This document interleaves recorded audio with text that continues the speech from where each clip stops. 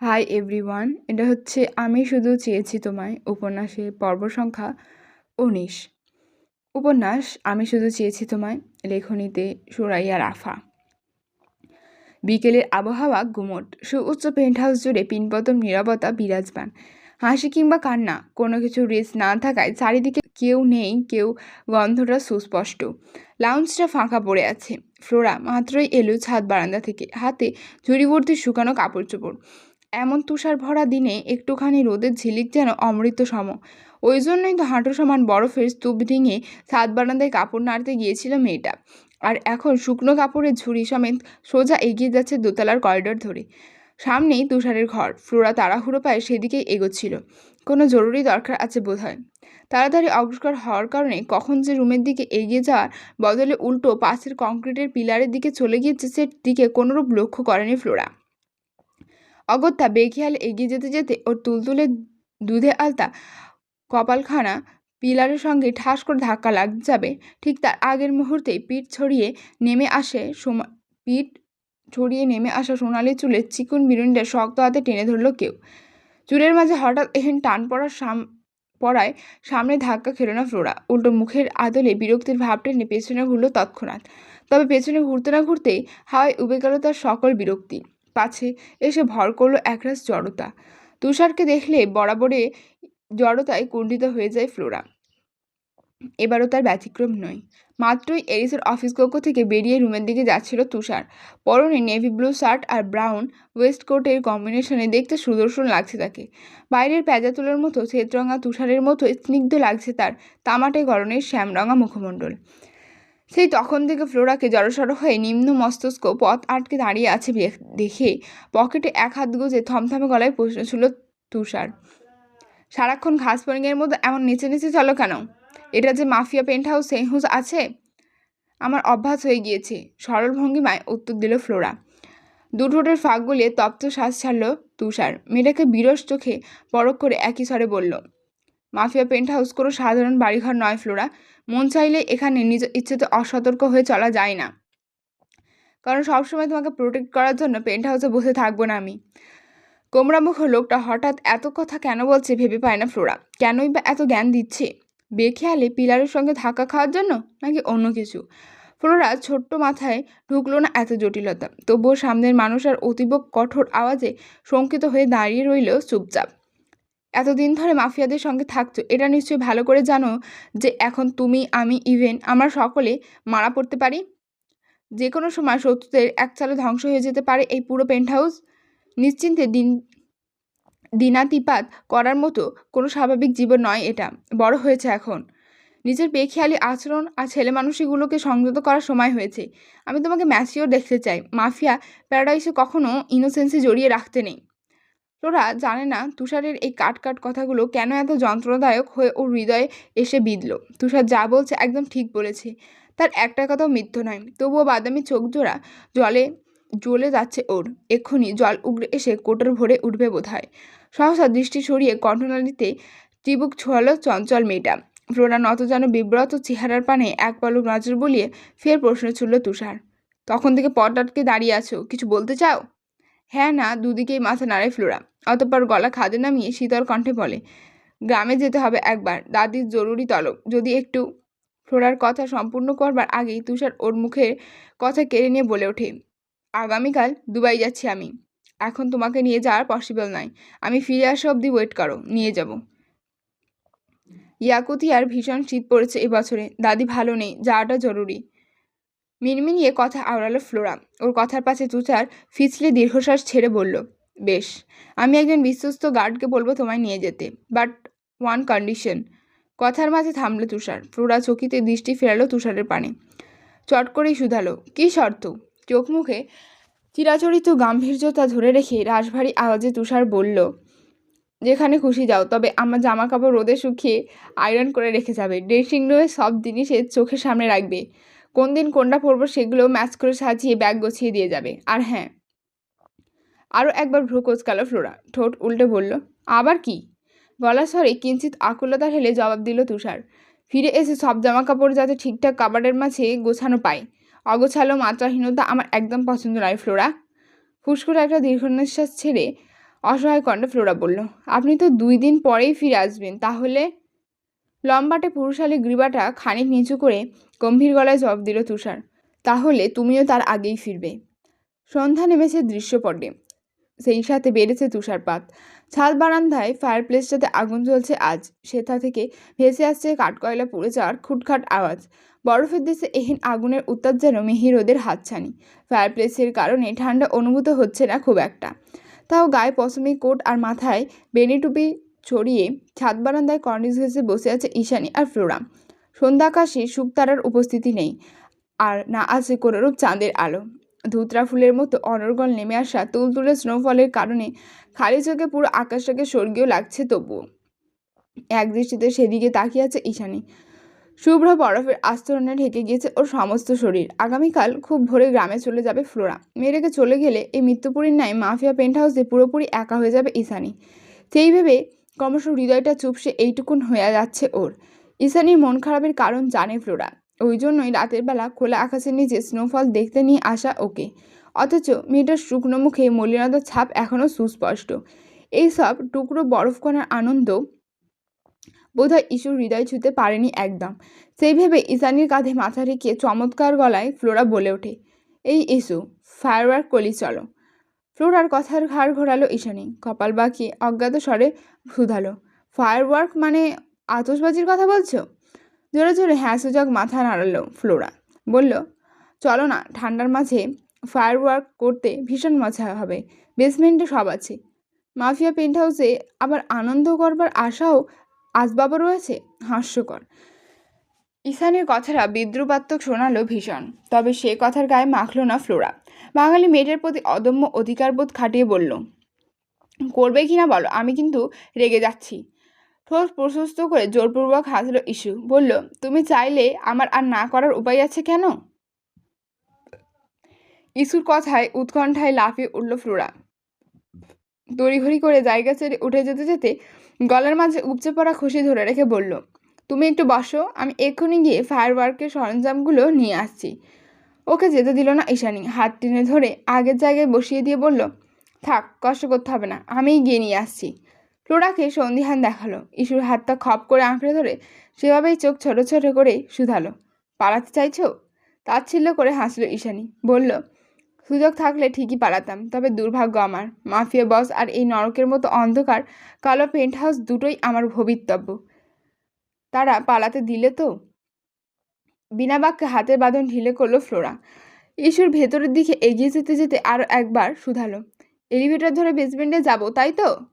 অপার্থিব আকাশের পানে দৃষ্টি ফেলে উদাস গলায় জবাব দিল ফ্লোরা, হ্যাঁ, ফার্স্ট ফ্লোরের নিচে বেসমেন্ট। উদাস হয়ে ছাদ বারান্দায় বসেছিল ফ্লোরা। হাত মেলে একটু আধটু বরফ ছোঁয়ার পায়তারাও চালিয়েছে কিয়তক্ষণ। এর মাঝেই আচমকা গগন কাঁপানো চিৎকার ভেসে রইল নিচ থেকে। চিৎকারের প্রতিধ্বনিতে হকচকিয়ে উঠল ফ্লোরা। কয়েক সেকেন্ডে চোখ বন্ধ রেখে অনুমান করলো আওয়াজটা কার। যখনই বুঝতে পারলো ওটা ইস্যুর গলা, তৎক্ষণাৎ কোনোরূপ সময় নষ্ট না করে তড়িঘড়ি পায়ে নিচের দিকে ছুট লাগায় মেয়েটা। এই পেন্ট হাউসে নারী নক্ষত্র বেশ ভালো মধ্যে চেরা ওর। তাই তো সন্দেহের বশবর্তী হয়ে নিচতলার বেসমেন্টে না গিয়ে সেকেন্ড ফ্লোরে যে কৃত্রিম বেসমেন্টটা রয়েছে, এলিভেটরের হাত চালিয়ে সেখানেই ছুটে গেল ও। ব্যগ্র হস্তে বেসমেন্টের দরজা ঠেলে ভেতরে প্রবেশ করার সঙ্গে সঙ্গে এক বিভৎস উৎকট গন্ধ এসে নাকের ডগায় হানা দেয় ফ্লোরার। সেসব কিছু উপেক্ষা করে সামনের দিকে দুকদম পা বাড়াতে আবছা আলোয় দেখতে পায় কান্নারত ঈশানীর মুখাবয়ব। কোনো এক অজানা কারণে মেঝেতে হুমড়ি খেয়ে কাঁদছে মেয়েটা। কান্নার তোড়ে বারংবার কেঁপে উঠছে ওর ছোট্ট দুর্বল শরীরটা। খুব বেশি অনুমান করতে না পেরে ওর পাশে গিয়ে বসল ফ্লোরা। কাঁধের ওপর আলতো করে হাত ছুঁয়ে শুধালো, কি হয়েছে ইসুক? হঠাৎ কাঁদছো কেন এমন করে? হাতের মাঝে টর্চ ছিল ঈশানীর। ফ্লোরার কথার প্রত্যুত্তরে কন্দনরত অবস্থায় মুঠোবন্দি আলোক রশ্মিটুকু সামনে তাক করালো ঈশানী। অন্ধকার ঘরটার চারিপাশে ঝুড়ো ঝুড়ো মৃদু আলো প্রতিফলন ঘটতেই ফ্লোরা দেখতে পায় শুকিয়ে যাওয়ার রক্তের ছোপ ছোপ দাগে ঈষৎ বেগুনি হয়ে আছে পুরো মেঝেটা। রক্তের দাগ খুব বেশি পুরানো নয়, আজ কিংবা গতকালের হবে হয়তো, যার দরুন উৎকট গন্ধে ভরে আছে সমস্ত ঘর। টর্চের আলো যতদূর যায় ততদূর অবধি রক্তে মাখামাখি। ঠিক তার এক কোণে চোখ পড়তে আঁতকে ওঠে স্বয়ং ফ্লোরা। আতঙ্কে শিউরে ওঠে, দুহাত শক্ত করে আঁকড়ে ধরে শরীরের ফিনফিনে পাতলা ফ্রকটা। কয়েকবার অক্ষিপাল ছেড়ে দ্বিতীয়বারের মতো দৃষ্টি বোলাতেই ফের দেখতে পেল মানুষের চামড়া সহ ছেঁড়া চুলের অংশবিশেষ পড়ে আছে ওইখানে, সেই সাথে উপড়ে ফেলা হাতে পায়ে তরতাজা নখ। যদিও মাফিয়াদের নৃশংসতা দেখে অভ্যস্ত ফ্লোরা, তবু এসব জিনিস দৃষ্টিগোচর হতেই কেমন গা গুলিয়ে উঠল ওর। পেটের নাড়িভুড়ি দলা পাকিয়ে উগড়ে আসতে চাইছে যেন। ওদিকে ঈশানী মেয়েটা লুটিয়ে পড়ে কাঁদছে। ওর কান্না দেখে নিজের শারীরিক অস্বস্তি ভুলে গেল ফ্লোরা। পুনরায় পিছিয়ে এসে দুহাত জড়িয়ে ধরল ঈশানীকে, বলল, এই মেয়ে, এমন আহত স্বরে কাঁদছো কেন? আমারও তো কান্না পাচ্ছে, দয়া করে কান্না থামাও। উপরতলার বেসমেন্টে কেন এসেছো তুমি? এবারে কাঁদতে কাঁদতে জবাব দিল ঈশানী। বলল, এগুলো কী ছিল ফ্লোরা? এতটা নৃশংস, এতটা নিষ্ঠুর মানুষ কি করে হতে পারে? ও কি আদৌ মানুষ, নাকি অত্যাচারী একটা জানোয়ার? আর আমাকে দেখো, না জেনে না শুনে এই লোকটার জন্য পাগল হয়ে কি করে ফেললাম। দুহাতে নিজের সাবলীল জীবনটাকে একেবারে দুমড়ে মুচড়ে শেষ করে দিলাম। এখন আমি নিঃস্ব, না আছে কোনো ভবিষ্যৎ আর না তো বর্তমান। কথা শেষ করে অনর্গল কান্নার জোয়ারে ভেঙে পড়ে ঈশানী। এতদিন এসব কাহিনী না জানলেও আজকে কিছুটা হলেও ঘটনা আঁচ করতে পেরেছে ফ্লোরা। তার মানে নদীর মতো শান্ত, উদ্দেশ্যহীন নীলাম্বর মেয়েটাকে ম্যানিপুলেট করেছিল এরিস। কোনো না কোনোভাবে বারবার তার সামনে গিয়ে রহস্যের মতো আবছা ধরা দিয়ে তার দিকে সাহায্যের হাত বাড়িয়ে সরল মনটা জয় করে নিয়েছে প্রথমে, আর তারপর ফিরে এসেছে চিরাচরিত ব্লাডি বেস্ট রূপে। যদিও একটা জিনিস আজও ভেবে পায় না ফ্লোরা, এরিস কেন এখনও পেন্ট হাউসে আটকে রেখেছে ঈশানীকে? এটা কি সেলফ আটকে রাখা, নাকি মাফিয়া বসের বিশেষ কোনো চাল? সেবার ক্লাবে পাঠানোর কথা ছিল এশুকে। সেই সিদ্ধান্তটাও শেষ মুহূর্তে এসে একেবারে আচানক মত বদলে ফেলেছে এরিস। রেগে গিয়েছিল এই গার্ডটার ওপর, যে কিনা আঘাত করেছিল ঈশানীর কপালে। এসবের পেছনের কারণ কি থাকতে পারে? ইস্যু ওভাবে কাকুতি মিনতি করছিল কাকে? ইস্যু ওভাবে কাকুতি মিনতি করছিল বলে, কিন্তু মাফিয়া বস কারোর কাকুতি মিনতির ধার ধারে না। অবিশ্বাসের তোরে চিন্তিত ভঙ্গিতে না সূচক মাথা নাড়ালো ফ্লোরা। তখনই আবারও ভেসে এলো কন্দনরত ঈশানীর ব্যথাতুর আওয়াজ। এমন একটা অত্যাচারী পাপী লোককে কি করে ভালোবাসলাম আমি, কি করে? দুহাতে চুল খামচে ধরে তেজি কণ্ঠে বিড়বিড়ায় কন্দনরত ঈশানী। ওর উদ্ভ্রান্তের মতো কর্মকাণ্ড দৃষ্টিগোচর হতেই ধ্যান ভাঙে ফ্লোরার। ভাবনা থেকে বেরিয়ে তৎক্ষণাৎ ঈশানীর শরীরে হাত বুলিয়ে ওকে শান্ত করার চেষ্টা চালায় ফ্লোরা। উদ্বিগ্ন কণ্ঠে বলে, এতটা উতলা হো না ইস্যু, সব ঠিক হয়ে যাবে। সব কিচ্ছু ঠিক হবে না, আর কিচ্ছু না। নিজের কাজে বিব্রত আমি, ভীষণ বিব্রত। কেন বিব্রত হচ্ছ? অন্যায় তো কিছু করনি, ভালোই তো বেঁচেছিলে। এটা কি অন্যায়? 100 বার অন্যায়। ওই জানোয়ারটাকে ভালোবাসা আমার জীবনের সবচেয়ে বড় অন্যায়। এরিস শুরু থেকেই কখনো এমন ছিল না ইস্যু। মানুষ কোনোদিন পাপী হয়ে জন্মায় না। এই দুনিয়া আর দুনিয়ার কিছু নামধারী মানুষরূপী দুষ্কৃতিকারীরা তাদের পাপী হতে বাধ্য করে। ফ্লোরা শেষ কথাতে থমকালো ঈশানী। অবিরাম কান্নার তোরে কিঞ্চিত ভাটি টেনে অবিশ্বাস্য চাউনি নিক্ষেপ করলো রুশ মেয়েটার পানি। ঈশানীর জলজলে নীল চোখে চোখ রেখে হ্যাঁ সূচক মাথা নাড়ায় ফ্লোরা। ধাতস্থ কণ্ঠে বলে ওঠে, সত্যি বলছি, এরিস ইউভানের সুরোটা কোনো কালে এত নৃশংস ছিল না, আর না তো এরিসের হৃদয়টা এমন পাথরের মতো নির্জীব ছিল। কি বলতে চাইছো? কান্নাটি পুরোপুরি থেমে গেল ইস্যুর। আলতো হাতে ও চোখে জল মুছে দিল ফ্লোরা। নীরের কণ্ঠে বলল, বহু বছর আগে মায়ের কাছে শুনেছিলাম, তুমি শুনতে চাইলে বলবো। ফ্লোরার কথার কোনোরূপ প্রত্যুত্তর না করে নিজের হাতে বাদবাকি চোখে জলটুকু মুছে নেত্রোদয় পলক ছাড়ল ইস্যু, যার অর্থ হ্যাঁ শুনবো। পর্ব 20। সন্ধ্যারাতে নিবিড়তা ছাপিয়ে ঝিঝি পোকার আওয়াজে বেড়েছে দ্বিগুণ। থেকে থেকে গহীন জঙ্গলের ভেতর থেকে ভেসে আসছে সাদা নেকড়ের গা ছমছমে হাউলিং। অদূরের জঙ্গল থেকে ভেসে আসা জোরালো আওয়াজে সারা দিয়ে পেন্ট হাউস কাঁপিয়ে হাউলিং করছে এরিসের আদুরে নেকড়ে বোঝো। নিস্তব্ধ রাতে এহেন হাউলিং এর আওয়াজ ভীষণ ভয়ঙ্কর শোনালেও আজ আর সেসব ভয়ে ছুতে পারে না ফ্লোরা আর ঈশানীকে। মেয়ে দুটো আবারও এসে বসেছে বিস্তৃত ছাদ বারান্দায়।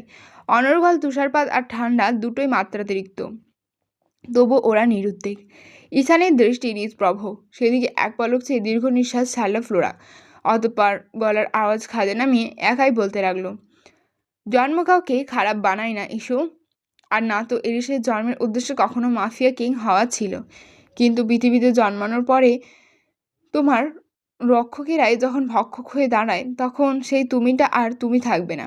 মায়া, ভালোবাসা, প্রিয়জন, এগুলোর মতো হৃদয় নিংড়ানো অনুভূতির প্রতি তৈরি হবে এক আকাশ সমান বৃতৃষ্ণা। আর এরিস তো সেই মায়ের বাঁধনগুলো নিজ হাতে রক্তাক্ত করেছে। রাইফেলের গুঁড়িতে ছিন্ন ভিন্ন করে দিয়েছে ভালোবাসা নামক বিনে সুতোর টান। তাহলে এতগুলো বছর পরে ওর কাছ থেকে তুমি কেমন আচরণ আশা করছো ইস্যু? হ্যাঁ, এটাই সত্যি, ও ভালোবাসতে জানে না, আর না তো কখনো দুর্বলতা অনুভব করে কারোর জন্য। ওর খড়খড়ে কড়া পড়া হৃদয়টা যতটা না নির্জীব তার চেয়েও বেশি নিষ্ঠুর। এটুকু বলে থামল ফ্লোরা। ওর পানে দৃষ্টি ঘোরালো ঈশানী। লম্বা শ্বাস টেনে বুক ভরে কনকনে শীতল বাতাস পুড়ে বিরস মুখে শুধালো, তুমিও সম্বন্ধে এত কিছু কিভাবে জানলে? ছোটবেলায় একটু আধটু মায়ের কাছে শুনেছিলাম, সেটুকুই। এছাড়া খোলাখুলি তেমন কিছুই জানি না, কারণ এডিসের পেন্ট হাউসে তার অতীত নিয়ে আলোচনা সম্পূর্ণ নিষিদ্ধ। ও দুনিয়াটা আসলে এক দুদিনের এমন রংহীন কালো হয়নি ইস্যু। বুঝ হওয়ার পর থেকে এডিস নিঃসঙ্গ। চাপা দীর্ঘশ্বাস ছেড়ে জবাব দেয় ফ্লোরা। এখনও একই দৃষ্টিতে ওর পানে চেয়ে আছে ঈশানী। মেয়েরা জলজলে নীল চোখের মাঝে কৌতূহল সুস্পষ্ট। তা দেখে ফ্লোরা বলতে শুরু করলে আবারও, শুনেছি এই বাংলাদেশের বংশভূত হলেও তার জন্ম রাশিয়ায়। কারণ সেই সময় ব্রাডভার অন্তর্ভুক্ত আন্ডারওয়ার্ল্ড মাফিয়া টেরোরিস্ট পাইথন প্যারাডাইসের লিডার মিস্টার ভানিয়া মিকাইলের একমাত্র বিশ্বস্ত স্পাই ছিল এরিসের বাবা আন্দ্রেই। আমি যতটুকু জানি এরিসের বাঙালি নাম অরণ্য, যেটা কখনো কোথাও ব্যবহার করতে পছন্দ করে না এরিস। ফ্লোরার কথায় অযাচিত মস্তিষ্কে হানা দেয় সুদূর খগড়া গাছের এক টুকরো বেনামি স্মৃতি। বাই দ্য ওয়ে, আমি অরণ্য।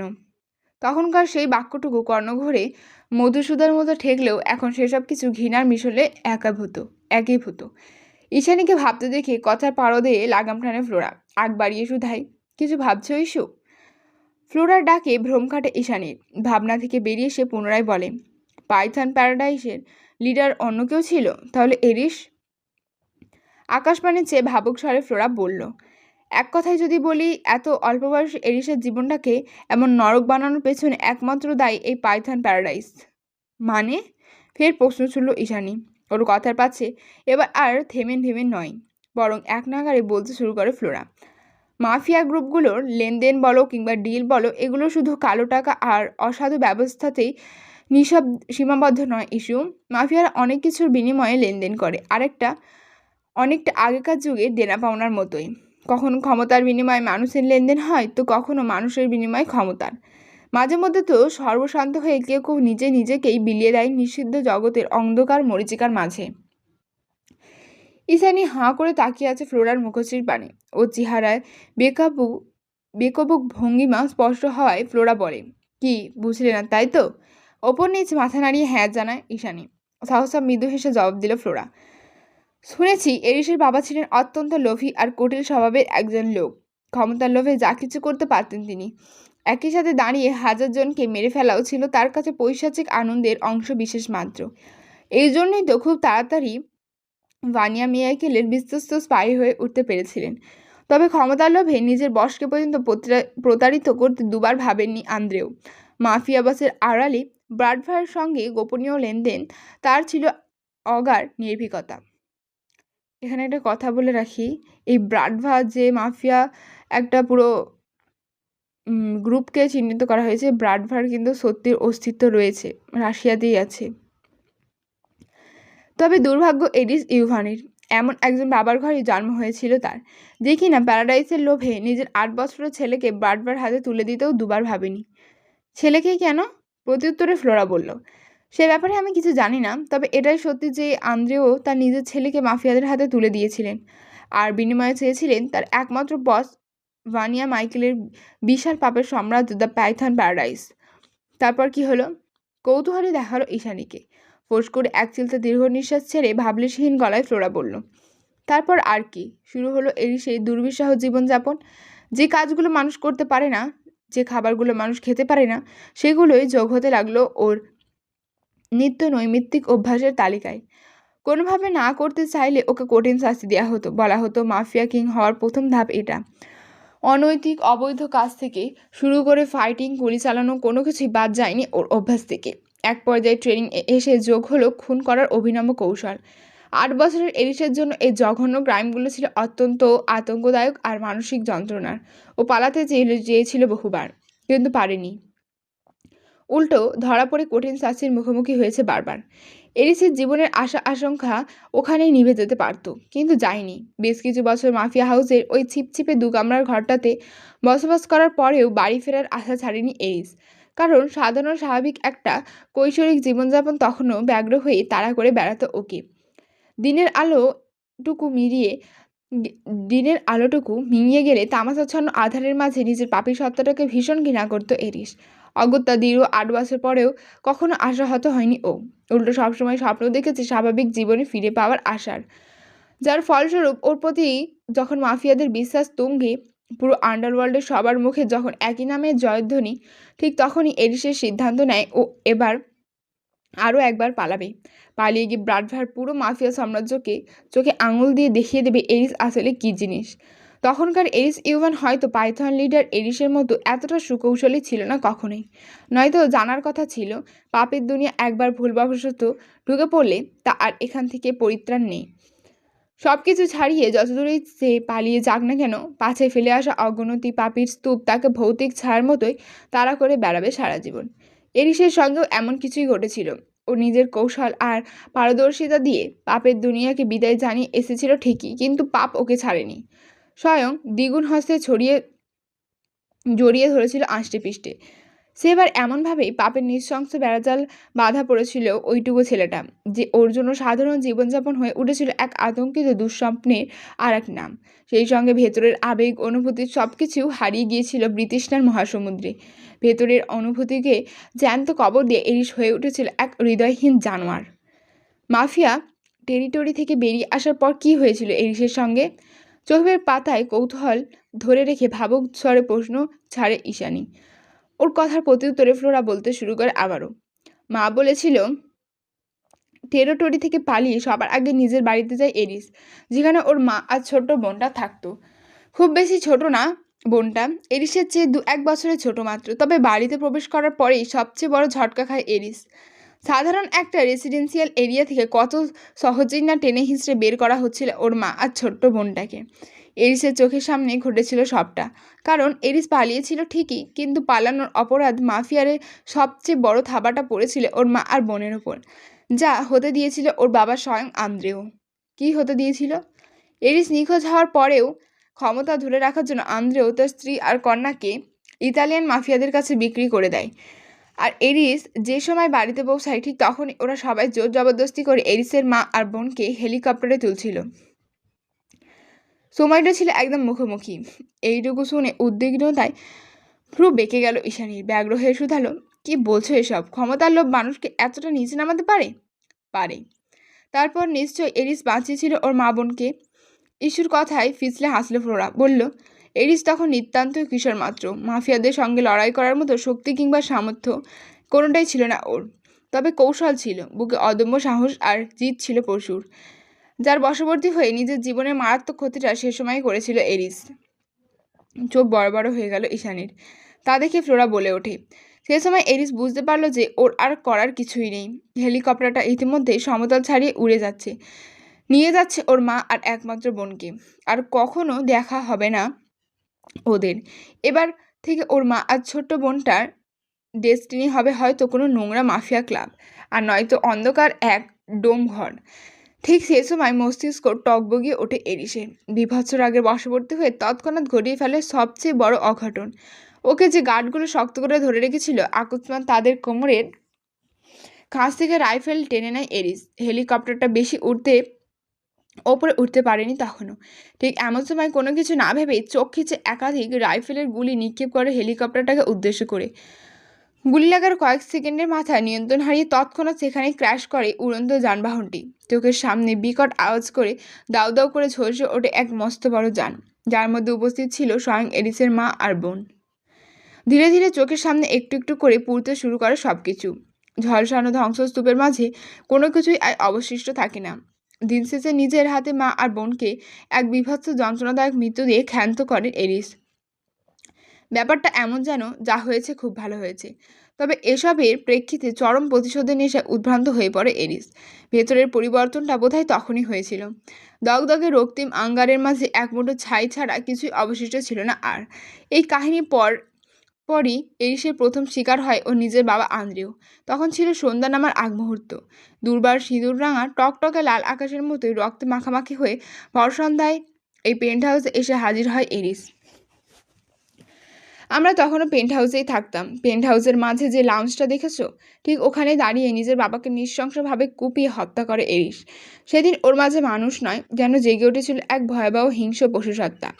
ওর বাবা মরে গিয়েছিল অনেকক্ষণ আগেই, তবু উন্মাদের মতো ঘন্টার পর ঘন্টা কুপিয়েছিল এক ছিন্ন ভিন্ন মরদেহকে, যেন এটা কোনো মানুষ নয়, জন্তু জানোয়ারের খুবলে খাওয়া এক টুকরো সামান্য মাংসের অংশবিশেষ মাত্র। তাজা রক্তে ভিজে গিয়েছিল ওর সমস্ত শরীর, তবুও থামছিল না ওর মাঝের হিংস্রতা। ঠিক সে সময় পেছন থেকে ওর কাঁধের ওপর হাত রাখে একজন। কথার এ পর্যায়ে বিরতি টানল ফ্লোরা। ঈশানী অস্থির হয়ে কাপা গলায় শুধালো, কে রেখেছিল হাত? বিরস মুখে জবাব দিল ফ্লোরা, তুষার ছিল ওটা। তীক্ষ্ণ ভাঁজে কুঞ্চিত হলো ঈশানীর সরল কপাল। ফ্লোরা জিভ দিয়ে শুষ্ক অদর ভিজিয়ে বলতে লাগলো, তুষার হলো পাইথন প্যারাডাইসের আসল লিডার, ভানিয়া মিয়াকেলের একমাত্র ছেলে তুষার জাওয়াদ মিকায়েল। তুষারের মা ছিল না, কারণ তার বাবাও ক্ষমতার লোভে অন্য একজন মাফিয়ার মেয়েকে বিয়ে করেছিলেন ঠিকই, কিন্তু নিষিদ্ধ জগতের বাদশা হওয়ার দরুন স্বাভাবিক সম্পর্কটা আর টিকিয়ে রাখতে পারেননি বেশি দিন। অগত্যা তুষারকে রেখে বিদায় নিয়েছিলেন তুষারের মা। কিন্তু আন্দ্রেও যখন ভানিয়াকে মেরে নিজে প্যারাডাইসের ক্ষমতা দখল করলো, তখন থেকেই বন্দি ছিল তুষার। খুব খারাপভাবে নির্যাতনের শিকারও হতে হয়েছিল ওকে। ওই জন্যই আন্দ্রেওকে মারার পর এরিসকে নিজের সেভিয়ার মনে করতে শুরু করে তুষার। মাথা পেতে মেনে নেয় নতুন পাইথন লিডারের আকস্মিক বাস্তুতা, যেন এটাই হওয়ার ছিল। ছোটবেলা থেকে একটা সহজ সরল সাধারণ ছেলের মাঝে একটু একটু করে হিংসতা যে বীজ বপন করে দিয়েছিল ব্রাভটা, কালের পরিক্রমায় এখন সেই বীজ ডালাপালা ছড়িয়ে তেজে হিংস্র ধ্বংসাত্মক এক পাপিষ্ঠে পরিণত হয়েছে। তার মানে তুমি বলতে চাইছো এরিসের পুরো পরিবারকে ও নিজে হাতে হত্যা করেছিল, তাই তো? হ্যাঁ সূচক মাথা তোলায় ফ্লোরা বিক্ষিপ্ত কণ্ঠে বলে, এখানে দোষটা ঠিক কার তা আমার জানা নেই ইস্যু। মনে হয় পুরোটাই ছিল পাইথন লিডারের ভবিতব্য, কারণ ডেস্টিনি আমরা চাইলেই বদলাতে পারি না। ঈশানীর সন্দিগ্ধতা কণ্ঠে বলল, তুমি বলতে চাইছো আমরা নয়, বরং ডেস্টিনি আমাদের জীবন বদলে দিতে পারে? হ্যাঁ ইস্যু, পারে। ডেস্টিনি অনেক কিছুই বদলাতে পারে। ফ্লোরার কথার আর কোনোরূপ প্রত্যুত্তর করে না ঈশানী। বিনা দ্বিধায় ঘুমন্ত আকাশের পানে চেয়ে দীর্ঘ নিঃশ্বাস বহর ছাড়ে নির্বিঘ্নে। আজ 2 দিন হলো ফ্লোরা নেই পেন্ট হাউসে। তুষার আর এরিসেও হদিস নেই কোনো। ঈশানী অবশ্য সেসবে মাথা ব্যথা নেই একটুও। ও তো সেদিন রাতেই কথাগুলো থেকে বের হতে পারছে না আজ অব্দি। চোখ বুঝলেই মানসপটে ভেসে ওঠে বিভীষিকাময় কিছু আবছায়া দৃশ্য। না জানি এরিস কতটা কষ্ট পেয়ে মেরে ফেলতে বাধ্য হয়েছিল নিজের পরিবারকে, আর তারপর এক মহাসমুদ্র ব্যথার আড়ালে হারিয়ে গিয়েছিল ওর ভেতরের আবেগ অনুভূতির দুর্বলতাগুলো। এখনকার এরিস ওর অত্যাচারী হলেও সেই ছেলে মানুষ সহজ সরল এরিসের জন্য বড্ড অনুশোচনা হয় ঈশানীর। যদিও সেসব ফিকে, তবু আজকাল ঘুমাতে পারে না মেয়েটা। এই যেমন এখন এই মুহূর্তে কিছুতেই ঘুম নামছে না চোখের পাতায়। মস্তিষ্কে ভীষণ চিন্তার পাহাড়, অক্ষি পড়ে সুস্পষ্ট। অগত্যা বিরক্ত হয়ে উঠে বসল ঈশানী।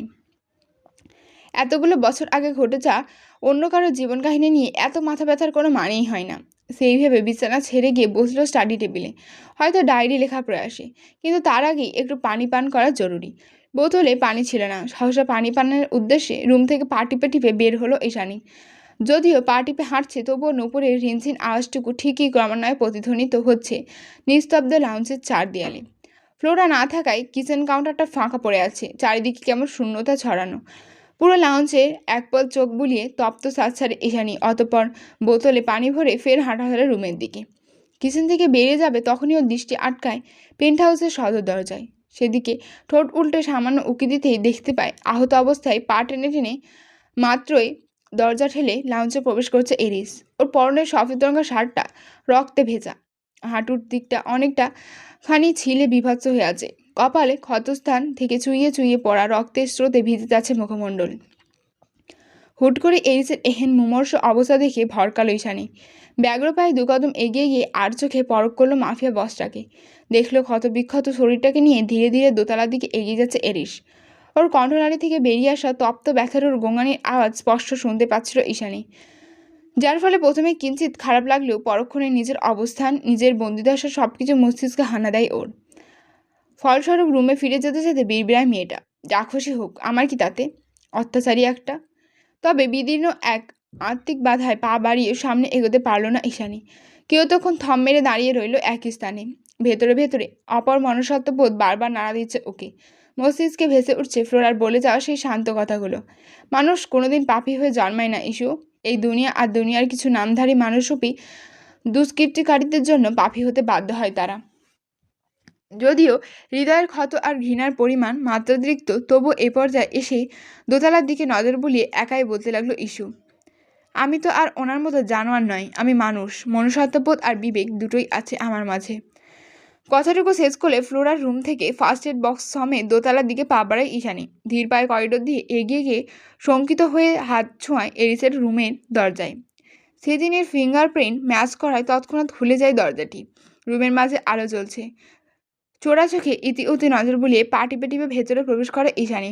মাফিয়া বসটা তখন নিজের ক্ষতবিক্ষত অসার শরীরটাকে এলিয়ে দিয়েছে খাটের মাঝে।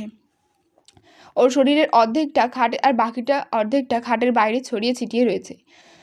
রক্তাক্ত শরীরটাকে বিধ্বস্ত দেখাচ্ছে। দেখেই বোঝা যাচ্ছে খুব খারাপভাবে আঘাতপ্রাপ্ত হয়েছে সে।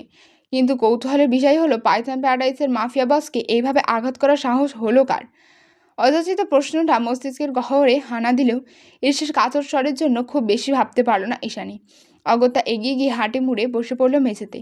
কয়েক মুহূর্ত ওর হাঁটুর ক্ষতস্থানের দিকে বিস্মিত নজরে তাকিয়ে থেকে বিনা বাক্যে সেখানটায় হাত ছল ঈশানী। ব্যথাত শরীরে একটুখানি উষ্ণ হাতের পরশ অনুভব করার সঙ্গে সঙ্গে ধীর গতিতে উঠে বসে এরিস। ওর চাউনি ঘোলাটে, মাথাটাও সমান তালে টলছে। ঘোর লাগা চোখে খানিকক্ষণ অজ্ঞাত নীলাম্বরীকে পরখ করে যখন বুঝতে পারল এটা ঈশানী, তখন হুট করে নিজের রক্তাক্ত পুরুষালী হাতটা আলতো করে স্পর্শ ছুঁয়ে দিল ঈশানী তুলতুলে কমল কপলে। পান পাতার মতো ঢলঢলে সুশ্রী গালে নিজের রক্তমাখা হাতটা বুলিয়ে অস্পষ্ট আওয়াজে বলল, তোমার মতো মেয়ে আর একটাও দেখিনি এরিস ইউভান। তোমার মতো মেয়ে আর একটাও দেখেনি এরিস ইউভান। তাদের রক্তে উৎকণ্ঠ গন্ধে চোখ মুখ কুচকে এলো ইস্যু। নিজের নাকটা শিকই তুলে মেয়েরা বিরক্ত ভঙ্গিতে ঝাঁঝালো গলায় বলল, তা দেখবেন কেন? কোনোদিন শুনেছেন কাউকে নিজের অত্যাচারীর ক্ষততে মলম লাগাতে? আমি লাগাচ্ছি, কারণ আমি আপনার মতো জানোয়ার নয়, আমি মানুষ। বিবেক বুদ্ধি দুটোই আছে আমার। গম্ভীর মেয়েটার জলজলে নীল চোখের এক পল নিজের ঘোলাটে দৃষ্টি বুলিয়ে আবারও সটান হয়ে বিছানায় গা এলিয়ে দেয় এরিস। পা দুটো তখনও বিছানার বাইরে নিবদ্ধ। এত বেশি জটিল ক্ষত জীবনে দেখেনি ঈশানী। এসবের জন্য ডাক্তার প্রয়োজন, কিন্তু রক্তক্ষরণ বন্ধ না হলে তো মরে যাবে লোকটা। সেই ভেবে তাড়াহুড়ো করে ওর রক্তাক্ত কপালে হাত ছোঁয় ঈশানী। কিঞ্চিত অনীহা নিয়ে সেখানটায় গজ প্যাঁচাতে প্যাঁচাতে বলে, কি বিভৎস ক্ষত, নির্দয় পাষাণ লোক একটা। ইসুর তপ্ত আওয়াজ কর্ণঘরে পুষুতেই ঘোরের মাঝে ভিজলে আসলো এরিস। অস্পষ্ট আওয়াজে একাকায় বিড়বিড়ালো ও। যদি বলি আজ এই বিভৎস ক্ষতগুলো একজনকে সুরক্ষিত রাখার জন্য হয়েছে, তার পবিত্রতা রক্ষা করার জন্য হয়েছে, তাহলে কি সে বিশ্বাস করবে আমায়? ওর এসব অহেতুক অস্পষ্ট কথায় কান দিল না ঈশানী, বরং মনোযোগী ভঙ্গিতে কপালটাকে মুড়িয়ে দিতে লাগলো সফেদ রঙা ব্যান্ডেজের আস্তরে। বিড়বিড় করতে করতে এক পর্যায়ে আদো আদো করে চোখ খোলে এরিস। চোখ খুলতেই দেখতে পায় একটা স্নিগ্ধতায় জড়ানো সরল পবিত্র মুখ, একজোড়া গম্ভীর সমুদ্রের মতো নীল চোখ, যা এই মুহূর্তে এরিসের দুনিয়া ভুলিয়ে দিতে সক্ষম। এরিস দেখল, অতঃপর পুনরায় চোখ দুটো বন্ধ করে নিল পরম আবেশে। কেন যেন ভীষণ আরাম লাগছে। আরামের কারণে গভীর ঘুমে দু চোখ জুড়িয়ে আসছে ওর। হতে পারে ব্যথানাশকের পার্শ্ব প্রতিক্রিয়া, নয়তো একটা মেয়েলি ভ্যানিলা ফ্লেভারের সুবাসে এই পরাস্ত ঘুমের ঘোর। সে যাই হোক, আহত শরীরটাকে অযথা পেরেশানি দিল না এরিস। ঘুমের ঘোরে তলিয়ে যেতে যেতেই ভুলবশত একটানে নিজের ইস্পাত কঠিন বুকের মধ্যে ঢুকিয়ে নিল ইস্যুকে। আচানক কাণ্ডে ধরফড়িয়ে উঠল ঈশানী। মাফিয়া বসের সুদর্শন চেহারাটা ও চোখের সামনে স্পষ্ট হলো কিছু সময়ের জন্য। বেখেয়ালে সেদিকে এক নজর আহত দৃষ্টি বুলিয়ে আকস্মাৎ ওকে ধাক্কা মেরে উঠে দাঁড়ায় ভীত মেয়েটা। সাথে করে নিয়ে আসা ফার্স্ট এড বক্সটা ফেলে রেখে তাড়াহুড়ো পায়ে রুম ছেড়ে ছুটে বেরিয়ে যেতে যেতে ধাঁধালো কণ্ঠে বলে ওঠে, জানোয়ার একটা। আজকের পর্বটা এখান অবধিই রাখলাম। পরের পর্ব নিয়ে খুব শীঘ্রই ফিরে আসবো। ততক্ষণের জন্য পাশে থাকবেন, সাবস্ক্রাইব করবেন, কমেন্ট করবেন, আর ভালো লাগলে অবশ্যই লাইক করে দেবেন। যদি কোনো ভুল থাকে ধরিয়ে দেবেন। ততক্ষণের জন্য টাটা।